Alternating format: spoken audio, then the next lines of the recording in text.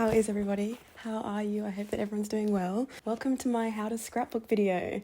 I've had so many people request this video and I've wanted to make it for ages, so here we are. I started scrapbooking at the start of 2022. I feel like I've always been so into documenting memories in like a tangible way. When I was a kid, I remember I always used to take photos on like my point and shoot camera and then get them printed and developed, and I just always love having memories that are like physical. I don't know, it kind of stresses me out having photos in your camera roll that are just like trapped in this digital space and you just have to like scroll and scroll and scroll. You only go into your camera roll and then you're like scrolling and you get trapped in like a wormhole and you're like, oh my god, I remember when I did this, I remember this, I remember this, but you're just staring at your phone the whole time. I feel like there's something about flipping through pages, like when you look through an old photo album, it's just like so much nicer than getting caught scrolling on your phone in your camera roll. Like, they're just not comparable in my mind. So I decided to start a scrapbook, and I want to explain to you guys how I did it and like my process and my approach to it, I guess, so that if you want to take any inspiration from this, if you want to start a scrapbook, then you can do the same as well. I also think that scrapbooking for me is like such a nice hobby that's like not something that's monetized. I feel like I have the tendency to want to monetize a lot of my hobbies and always think like, oh my god, I'm good at this, I can make money from this. Whereas sometimes it's nice to have things that are just for you and you just do purely for pleasure and purely for joy rather than to get anything out of. And for me, this is one of those things.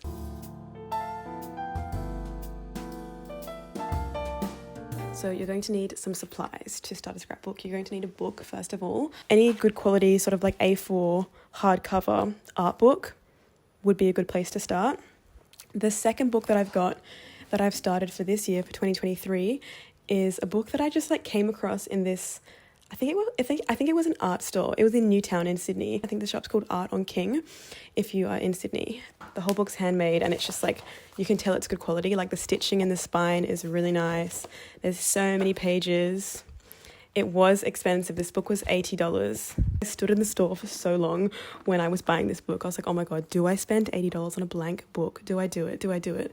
And my friend was hyping me up and she's like, yes, do it. It's so you. It's so you. You have to get it. So I got it. And I don't regret it. I really don't regret it because I'm going to have this forever and ever and ever, hopefully. And my kids are going to have it one day and it's going to become a fucking memento of my life. So I don't regret it, no. $80 on a book, worth it. So yeah, you're going to need a book and then you're going to need photos, obviously. Most of the photos that I print off are either from my phone or lately I've been printing off more film photos as well. And also just like screenshots from videos I've taken, I'll print off and put in the scrapbook as well. And then you're going to need double-sided tape to stick the photos in. Alternatively, you could use glue, but I tried using glue at the start and I found that the photos would kind of like bow and buckle in the page and sort of like warp. Whereas with a double-sided tape, it just stays really clean and flat. I use like a Stanley knife to cut out my photos with a cutting mat, or you could also use scissors if you wanted, but I just find it's really hard to get sharp, straight lines cutting with scissors, and I find it's faster using a knife. Could also be because I studied architecture and I had to make models.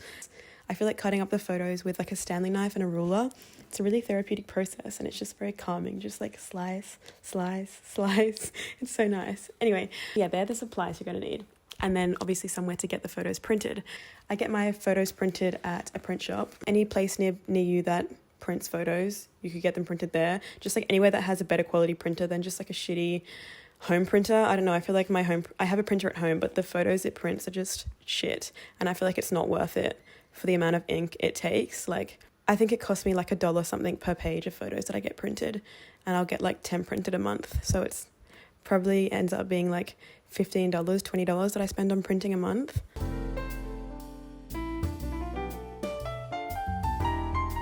At the end of each month, I will go through my camera roll and all my photos from that month, or sometimes during the week if I have time, and I'll just sort of like go through and look at photos that stand out to me and like moments that stood out to me that I remember and like, oh my god, that was a nice time, or like, you know, just like moments that hold significance for me.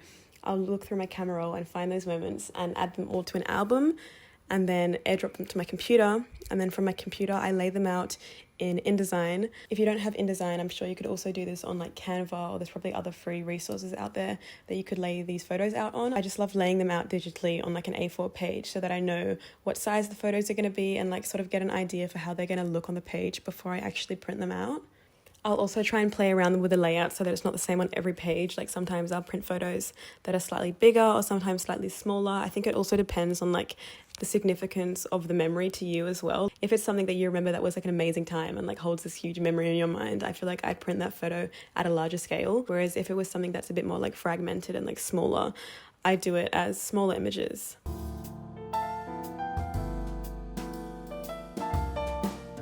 Once I've gotten the photos printed, it's then time to cut them out. And again, yeah, I just feel like this is such a relaxing process, just like going through and like slowly cutting. I don't know, sometimes it's a bit tedious, but on the whole, I feel like it's quite a therapeutic process. It's very mindless as well, so I feel like it's a great time to like listen to a podcast or listen to some music or just like get out of your head for a bit.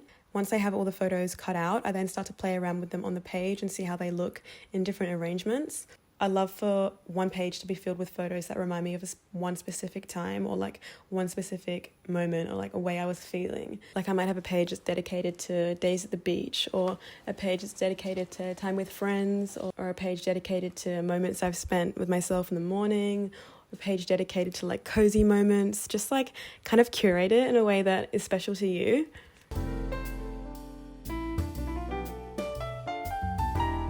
And then something that I've also been doing lately in my scrapbooks for 2023 is adding in journal entries and adding in bits of writing to pages. I didn't do this so much last year. I just sort of wanted to focus more on like the visual aspect. And I also found like when I started scrapbooking and I was looking on Pinterest for like scrapbook inspiration, a lot of them are like really heavily like aesthetic, quote unquote aesthetic, as in like little drawings everywhere and like little like writing everywhere and like all this like stickers, like very crafty is the word I'm looking for.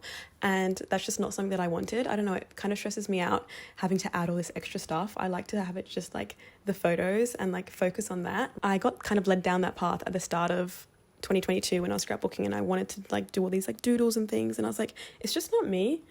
As I do this and as I like get better at it and like just spend more time doing it, I like start to lean into more and more of what is me rather than what I see, if that makes sense. Like I feel like we consume so much, we see so much. I mean, like you're consuming this video right now, but like we consume so much and it can get kind of hazy and kind of blurry as to like what we think is right and what we actually feel is right. But yeah, like that's how I felt with scrapbooking. Like I saw all these things that like I thought that I should be doing, even with journaling sometimes.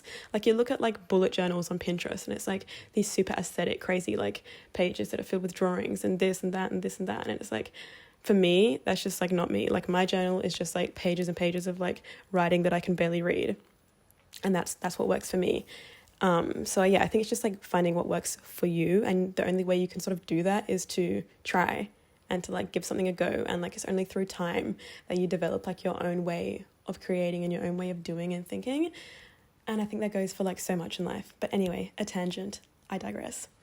In the past, some of the text I've added, like when I was on holiday, I remember I had this separate notebook that was separate to my journal, and it had pages that I could just like tear out. So I would just like sit down and write in that, like write how I was feeling or what I was doing for the day.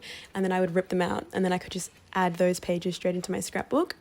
Whereas when I write in my actual journal, I don't want to tear the pages out of my journal. So I've been typing little parts of my journals out, and just like little entries that like I read and I'm like, oh, that was a real moment. You know what I mean? Like sometimes I read back in my journal and I'm like, that was a moment for you. Let me just like, let's keep that. Let's grab that little snippet and let's cement it into the scrapbook. And then also just finding moments in my journals that go along with the photos. Like some of my photos from my page at New Year's when I was camping, I remember I was feeling like some type of way. Like I wasn't feeling amazing. And I feel like the photos that I just took the most random photos, like not amazing photos, but they just like capture how I was feeling in that moment. And then I was journaling, so I typed out that journal entry and just like added it all into a page. And I feel like it's a little capsule of what I was feeling in that moment. And it's just really nice to look back on. I'm just such a sentimental fucking nostalgic person. I feel like this kind of shit doesn't mean much to a lot of people, but if you're watching this video, it probably means something to you as well.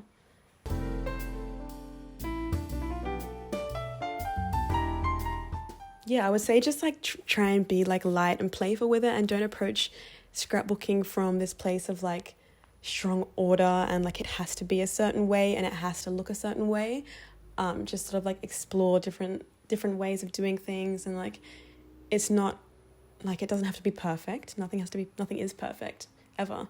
And it's all just like a work in progress. And like I'll look back at some pages of my old scrapbook and I'm like, I don't like that. Why did you do that? Why did you stick that in like that? But it doesn't really matter. Like the photos are there, the memories are there. Looking back on some of my pages from my scrapbook in 2022, especially the pages where I was overseas, it feels so like, I don't know, I feel like whenever I reflect and I look back on the photos and I look back on my writing, I just think it's crazy that like it's such a simple concept, but like I just don't understand. It's not even simple. It's like such a wild concept, just the idea of time. Even at the end of the month, when I look back at my camera roll and I look back at photos that I've taken throughout the month, it's like you sort of like transition through these different like phases and chapters, but you don't realize once you're entering and exiting these chapters. It's only like once you reflect, you're like, oh my God, that feels like a different time. Like that feels like a different me, even though it was only like a month ago. And it's like through reflection, we gain these like different like perspectives, and we like you see the growth is what I'm trying to say. I think like